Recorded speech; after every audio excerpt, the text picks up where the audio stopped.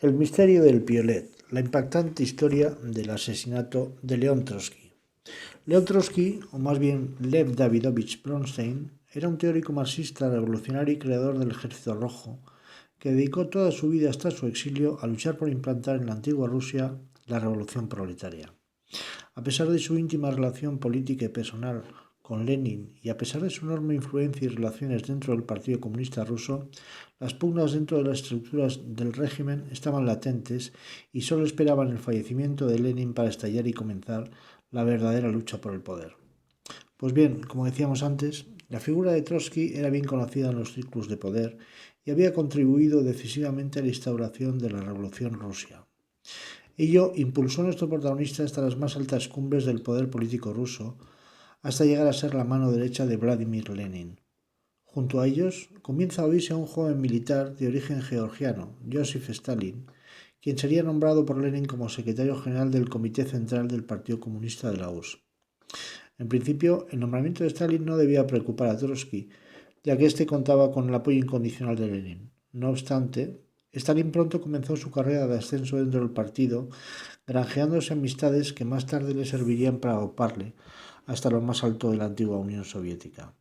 Mientras tanto, Lenin comenzaba a presentar ya en los años 20 problemas de salud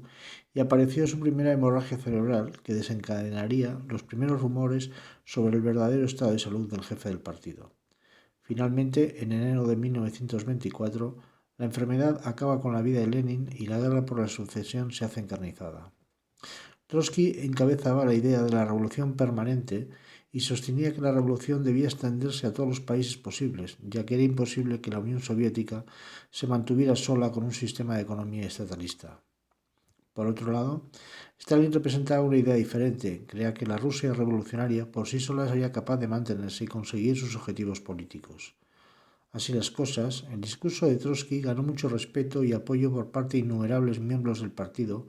hasta convertirse en la oposición a la burocracia nacionalista que proponía Stalin. Poco a poco, Stalin fue adquiriendo dentro del partido un gran poder y aprovechaba la ocasión para criticar la idea internacionalista de Trotsky, hasta que en 1926, una vez que Stalin ya se creía suficientemente fuerte y asentado dentro del partido, adoptó la decisión de expulsar a Trotsky junto con sus fieles fuera de Rusia y en 1929 le prohibió volver a pisar suelo ruso. Una vez fuera de Rusia, Stalin comenzó su programa de reformas y purgas.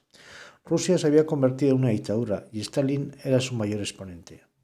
Trotsky varió por varios gulags de Siberia de los que consiguió fugarse hasta que finalmente fue expulsado y en 1937 consiguió asentarse en México gracias al permiso que el presidente de aquel país, Lázaro Cárdenas, le otorgó junto a su esposa Natalia. Pese a que Trotsky ya no presentaba una amenaza para Stalin, comenzaron en la Unión Soviética una serie de purgas judiciales que acabaron con la vida de aquellos que formaron en su día la vieja guardia bolchevique y con todo aquel que supusiera el más mínimo riesgo de poder criticar el régimen dictatorial de Stalin. La obsesión de Stalin por las actividades de Trotsky en México no había disminuido y así, en 1939,